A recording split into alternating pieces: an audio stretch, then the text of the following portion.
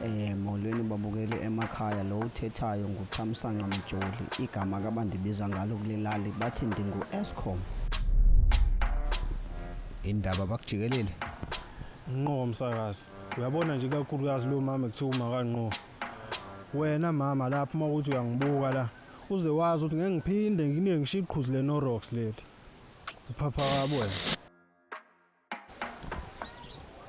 yini ubafakela mahala yini hayi msasazi andinofaka umbane mahhala bayabhatala lutho msakazi akukho ukuphepha akukho sidalo ukuphepha msakazi neqiniso futhi nalo alikho msakazi akukwazi ukuthi msakazi sengikhankase kangaka ebese nivele nina nomphakathi nizovotela uSidu bavotela uSidu lo Sidu engikhuluma ngayo unehle lilodwa msakazi awungitshela uzozibona kanjani zonke inkinga zomphakathi enehle lilodwa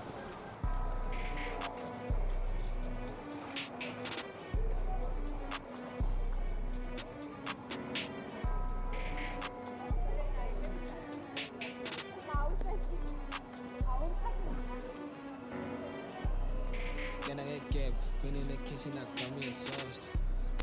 Cooking my son, niggas Ngibingelele babukele emakhaya namhlanje ngisewololo sikhuluma ngomgozi neimpact edalwa ama-unsafe connections in our townships. Igama lohlelo iCutting X, igama lami uWele South Africa. Ngicela ningisize ngolikhama ubhuti who is next to me. Bhuti wami kunjani? Hayi ngiyaphila kunjani kuwe msakazi? Hayi ngiphilile mfowethu. Mfowethu ngaphambi kokuthi siqhubeka nje nohlelo bengisacela ukuthi uintroduce our viewers at home. Ushaka lo mechanic udumile nje la endaweni. Alright mfowethu. So mfowethu ngokuzwa ngabantu nangembhalo emaphepheni ugesi wakule ndawo awuphephile. Ngabe lokho kuyiqiniso kangakanani ezomuntu ohlala la? Ubungozi bukhona bona kodwa ke uyabona uma ulwazi usizi kuyaphileka. Futhi ke mina ubungozi bawo nokuhlupha kwawo akuyona inkinga leyo kimi ngoba mina ungifaka imali ephaketheni njengoba ngingumechanic akagesi. All right my brother, so you are a qualified electrician? Qualified yani.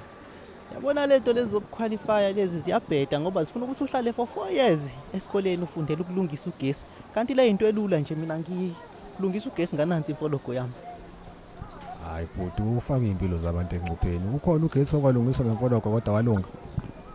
Mhlazi ngiukhanda. Ngabuza nombani bayazi le ndaweni. Okay. Bhuti as umuntu osebenza ngogesi imaphi ama common faults okuwezwa kuma client akhe ekhala ngawo ukuthi manje sekusho ukuthi manje sewenze ukuthi wenze ukuthi msakazi abantu bahlezi bekhala kodwa ke into eyibe inkinga kuyenzeka nje ngesinye isikhathi uthola ukuthi umuntu uzothethi uplaka i-stove mase i-TV ivanishintsha ama-channel kodwa ke lokho kuyaphileka nakho. Inkinga enkulu kakhulu isekuthenini mawuzothi uplaka iketela mase i-radio ishintsha isiteshi idlala iziteshi zaleko oBotswana. Yabona lapho ke ngifika qathatha ngoba lokho kusuke kuyinkinga enkulu okuchaza ukuthi uEd uyafeba. Wethu uyafeba? Uyafeba ikakhulukazi makuthiwa inhlabathi yakhona ibomvu uyafeba.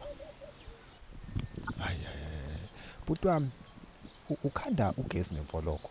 Usepha kanani ugesi wakho njengoba unanyatheliswa ngemfoloko nje? Safe msakazi. Uyabona nje mina angidingi ngisho i-toolbox. Uma unginikeze i-duct tape kube ilo mmese lo i-butter knife mase ke ngibe ne-fade. Konke kuyalunga. Konke kuyalunga. So do you see yourself as someone who serve the community ngendlela right? Msakazi uyabona la endaweni inqwaba abantu inogesi ngenxa yami. Even nabangenawo amatayitela banogesi ngenxa yami. So wena awungiboni njengeqhawe lapha. Kodwa umphakathi uthi uyabeza. Mangizwa kushiwo phela nami. Uyabona umphakathi kumele ngabe ungikhokhela imali inyanga nenyanga. Ubani ongarana i-saloon, i-car wash, u4 room ngogesi odonswe kwi-street lights esizodwa. Amaphoyisa akaze akuhlupha kulento yenzayo because umthatha awugcina inhlobo. Amaphoyisa akazama ukungibopha ngiphezulu esigxotsheni kodwa ke ngawatshela into eyodwa ukuthi uma bengibopha umfazi ka station command angeke ayibuke intandokazi yesophi yakhe lapha ku television. Hawu lapho ke amaphoyisa iwona isesengibambela istebhisi. Ukhona umuntu wakwamkhandela ugesi kwangasha lutho naye wancoma uthanda umsebenzi wakho. Uyabona lapha ya mawuya ngase robotsini kuliya tuck shop yaka Nozaza ngaba khandela i-microwave ngesando. Manje uma beqeda kufudumeza ukudla mase beyayivula nerobot liyavula nalo emgwaqweni. Shaka ngekholwe. Ngikholwe umsakazi, ngikholwe. All right. Let us move along with the show.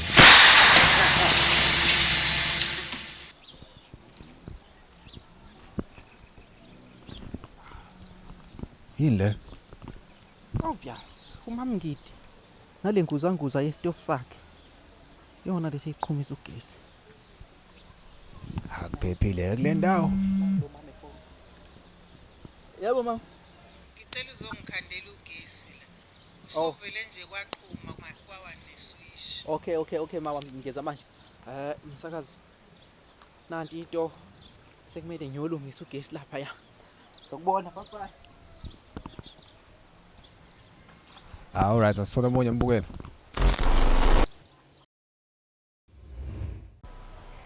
Beka kene mbukeli, usabukela yona iCutting X. Ngisasehhololo sikhuluma ngobungozi obudala ama-unsafe connections. La nginomfowethu wakhona la ehhololo. Bhuti wami kunjani?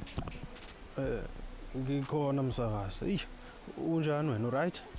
Hayi ngiphelile mfowethu. Bengisacela ubingelele ama-viewers emakhaya. Oh, ngiyabonga msakazi. Lo bingelelayo usikwazi nenja. Hey, umphakathi wasehhololo wonke amadidi banqabe ukuvotela mina ukuthi ngibe yikhansela. Ngithi kubona nje, wo, unto you bafana bami. Indaba bakujikelele. Nqo msakazi. Uyabona nje kakhulukazi lo mama ekuthiwa makanqo. Wena mama lapha mawuthi uyangibuka la, uze wazi ukuthi ngeke ngiphinde ngishiye iqhuzu le Norox leli. Uphapha kabi wena. Hayi bhuti wami, let's make that story for another day. Abantu abaningi la endaweni bakhala ngokuthi ugesi awukho safe. Ngabe ukuphepha kukangakanani kugesi la endaweni? Lutho msakazi. Akukho ukuphepha. Akukho sidala ukuphepha msakazi. Neqiniso futhi nalo alikho msakazi. Akukwazi ukuthi msakazi sengikhankase kangaka ebese nivele nina nomphakathi nizovotela uSidu.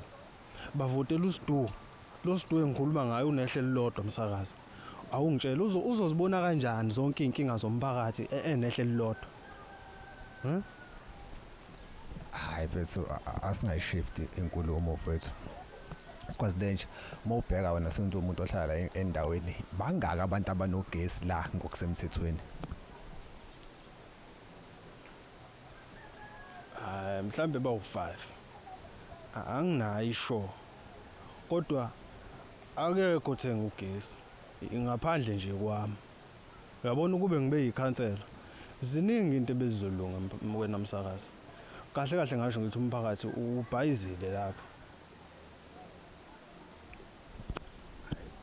Siyakuzwa bhuti wami. So beside ama-humans yini enye ephazamisekayo due to these unsafe connections? Ibhizinisi lami lamagwinya. Yabona nje msakazi la endaweni ugesi unokuhamba isonto lonke. Nithi niyahamba nekhanseleni niyoyibika lento. Lifike lithi ikhansela cha ni week bo. Senihlulwa nje ukuthenga ama generator namadoda. Nina niwathenga ngani ama-generator ngempela nizoze nicasula ikhansela? Hawu, ubaba yini.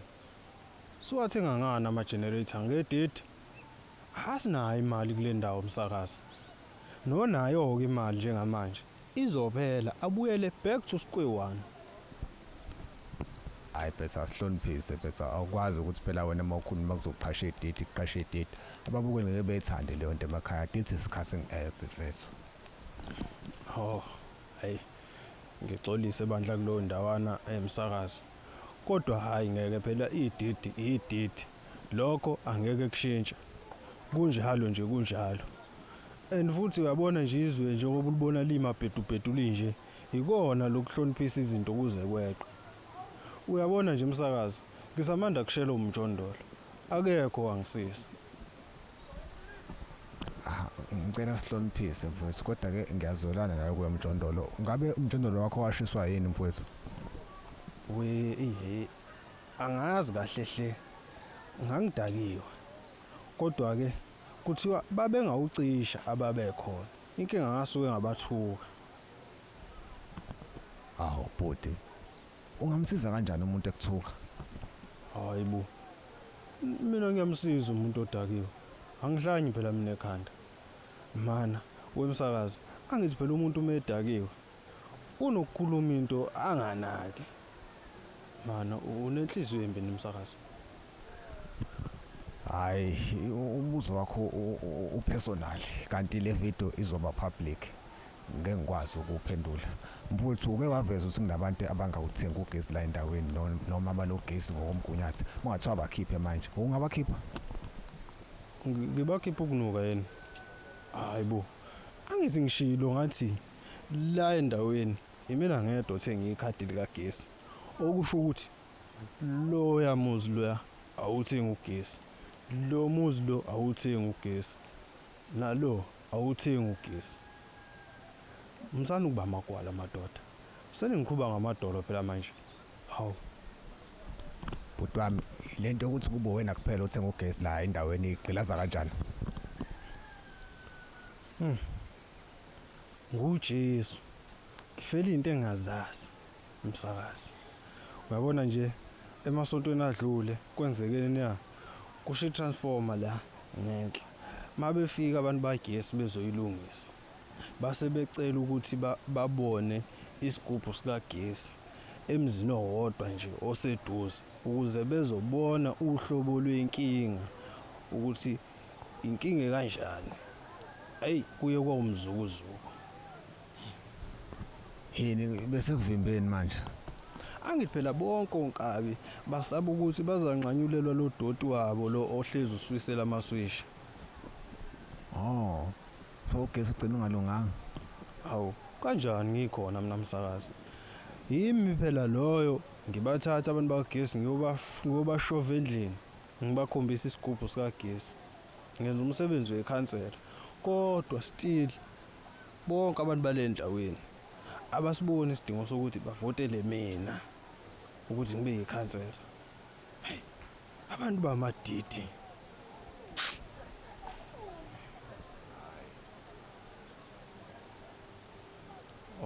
hey asemsakazi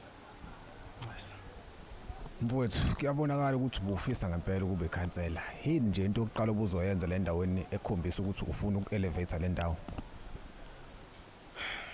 zonke lezi zinto ezingawuthenga ugesi bengizoyinqamulela izintambo ebese ibhizinisi lami lamagwinya lapho lihamba ngokusheshsha bese kwenzakalani likhiqiza amathuba emisebenzi amaningi le ndaweni kuqashwa abantu Ay, but that's bad news for the society manje ngesikhathi ukhankasa bubatshela leyo nto hayi kanjani lutho angithi phela bengithi kuzoba isurprise nje lokho kubona bazobona ngoba sengenza naba ke kanti bazo surprise mina hayi yabona futhi life sikwazi nenja bese ilife ayikho fair kodwa siyacela ke sikhathi ngeke ungayeki ukuthenga ugesi uqhubeke uwe responsible mfethu ube nosuku oluhle ngeke ke ibambe lapho kwemsakazo yabona le ukuthenga ugesi ukuqhuthi kuqhubeke ngeke ngizoma umsakazo kuyaqilazeka phela umsakazo ukuxhaphazeka lokho abantu emzini yabo banokha ngama KFC mina ngapha ngibhizi ngiqongelela imali yagesi ngiqongelela ugesi mina ngapha ngeke umsakazo hayi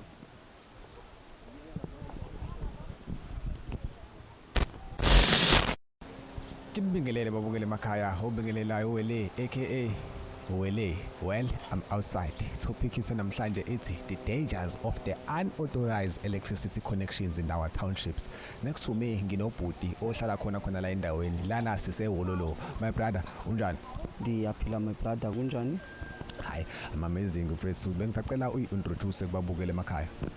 Molweni babukeli emakhaya, lo uthethayo nguThamsanqa Mjoli, igama kabandibiza ngalo kulelali bathi ndingu-Eskom. Hayi, isijabula ukukwazi Eskom mfethu. Without wasting any time, asivele nje sihlale straight to the point. How safe is ugesi wakule ndawo? Umbane wakule ndawo umsasazi is highly safe kakhulu, nto nje ngabantu bakule ndawo abakhelesa. Mna oko ndahlala apha ne-unsafety connections awukandithoki tu umbane kwaye awukandibulali, ndiyaphila nangoku. But uzwe ungakhava nje ukhava ngani because thina singama-humans, we are bound to make ama-mistakes, siyakhohlwa. I-safety comes first. Uyabona ke ngoku umsasazi wathetha le nto ndisoloko ndiyithetha kwii-clients zam ndisithi safety comes first. Uyabona kaloku xa utshowukwa ngumbane kufuneka abe khona umntu okufutshane ozokwazi ukukuva xa utshowukwa ngombane umkhwaza.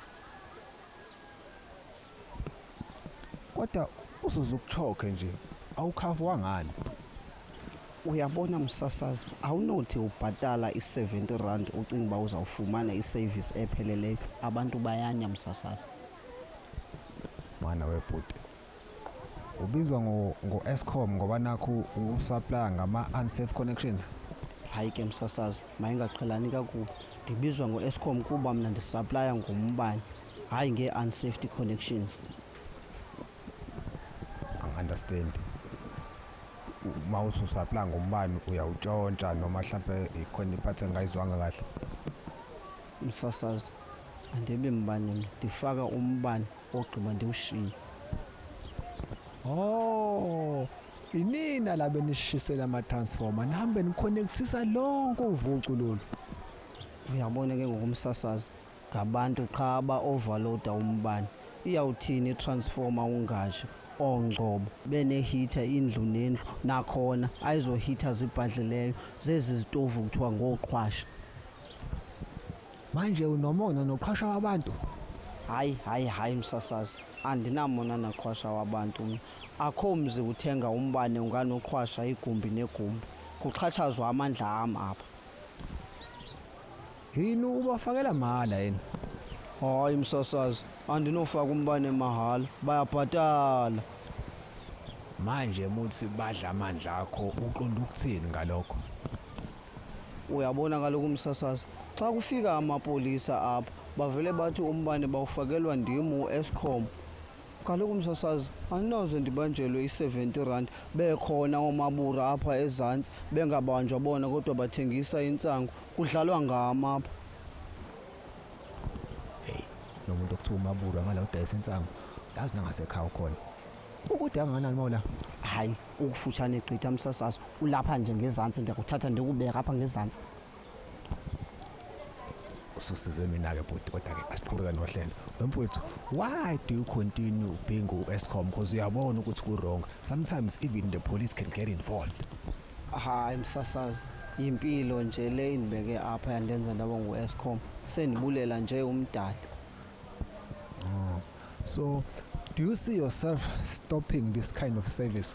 Uyabona ke msasazi, xa ndinofumana nje umsebenzi ongandibhatala i-R700 ngenyanga, ndingavuya kakhulu kaloku msasazi. Ndino-grade 7 kwaye ndiyakwazi nokusenga inkomo.